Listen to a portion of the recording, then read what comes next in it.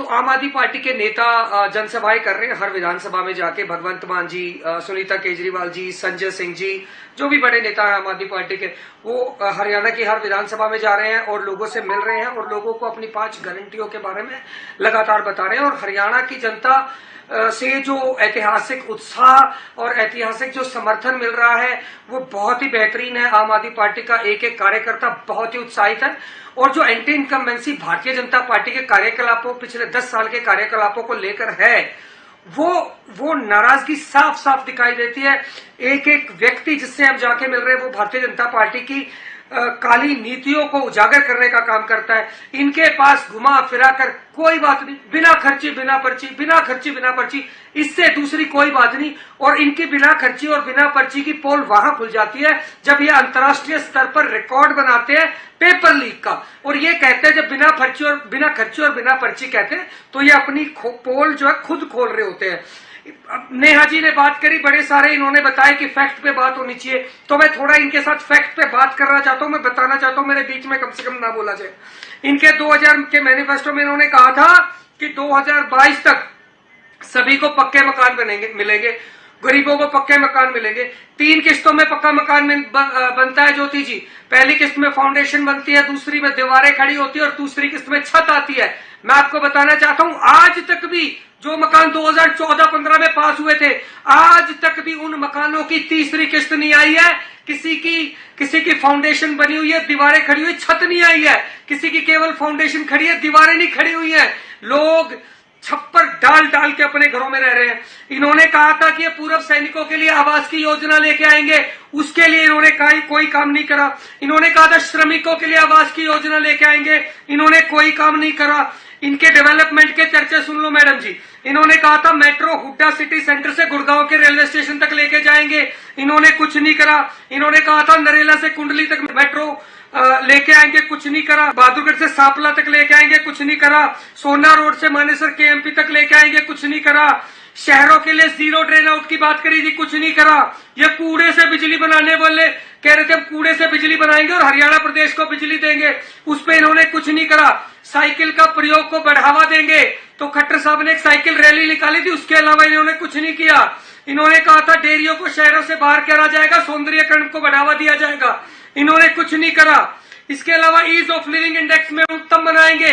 शहरों में ease of living index आप देख लीजिए, किसी भी स्तर में कोई भी शहर जो कह रहे थे स्मार्ट सिटी बनाएंगे, स्मार्ट कस्बे बनाएंगे, स्मार्ट गांव बनाएंगे। और मैं वो बात कह रहा हूं जो इनके मैनिफेस्टो में लिखी हुई है, तो उस पर पूछे इनसे सवाल कि इन्होंने क्या कहा था। इन्होंने कहा था युवाओं के रोजगार और सब रोजगार के लिए ये मंत्रालय बनाएंगे। वो मंत्रालय पता नहीं कौन संभाल रहा है, हमने तो आज तक उस मंत्री का नाम नहीं सुना जो स्वरोजगार और रोजगार मंत्रालय संभाल रहा है। ये कहते हैं कि हम 50,000 नौकरियां भी देंगे चुनाव के समय से 3 महीने पहले। मैं इनसे पूछना चाहता हूं आज तक इन्होंने कौन सी ऐसी भर्ती है जो 3 महीने के अंदर पूरी करके दिखाई है। ये कहते थे नौकरियों में पारदर्शिता करेंगे, इन्होंने पेपर लीक में रिकॉर्ड बना दिया, अंतर्राष्ट्रीय स्तर का रिकॉर्ड बना दिया। ये कहते गरीबों के बच्चों को मुफ्त कोचिंग देंगे, इन्होंने मुफ्त कोचिंग के नाम पर कुछ नहीं करा है। ये कहते थे नौकरी के लिए 1 टाइम फीस लेंगे, ये मल्टीपल फीस आज भी चार्ज करते हैं गरीब बच्चों से। 500 रुपए फीस, 200 400 रुपए फीस एक फॉर्म के बच्चा भरता है। ये कह रहे थे एससी के लिए 3 लाख का लोन देंगे बिना गारंटी का, इन्होंने उस लोन पे काम नहीं करा। इन्होंने कहा था सरकारी नौकरियों का बैकलॉग भरा जाएगा, वो बैकलॉग लगातार बढ़ता जा रहा है। इन्होंने कहा था मानव सफाई के लिए नहीं घुसेगा मेन होल्स के अंदर, इन्होंने उस पर कोई काम नहीं करा। इन्होंने कहा था शहरों में पिंक बस सेवा चलेगी, इन्होंने उस पर कोई काम नहीं करा। इन्होंने कहा था पंचायतों को अपना बजट बनाने की आजादी होगी, इन्होंने पंचायतों का बजट छीनने का काम किया। इन्होंने सरपंचों की पिटाई करने का काम करा। पंचायतों का बजट बनाने की आजादी देना तो दूर की बात, चुनाव के डर के चलते जिस प्रकार से लोकसभा में इनको डिफीट मिली है, उसके चलते इन्होंने सरपंचों की जो लिमिट है वो 21 लाख तक बढ़ाई है।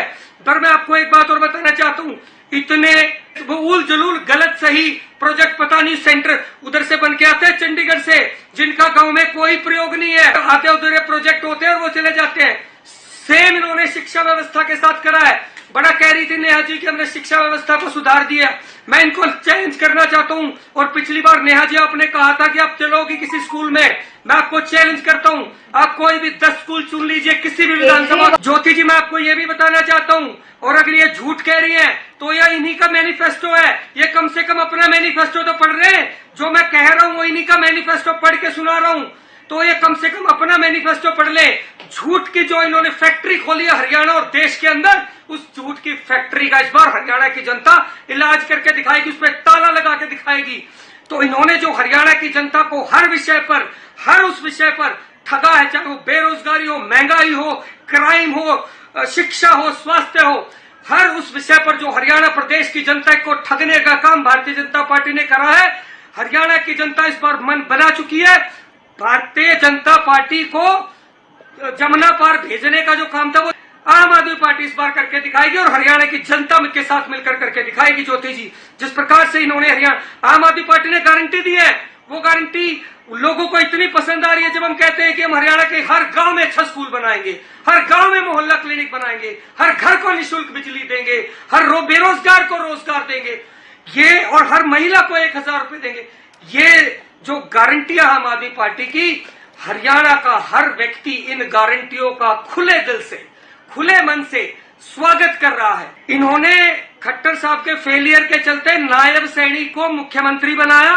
मैं इनसे पूछना चाहता हूं, इनको 40 एमएलए थे इनको 40 एमएलए में से एक भी एमएलए ऐसा नहीं मिला जो मुख्यमंत्री बन सकता हो हरियाणा का।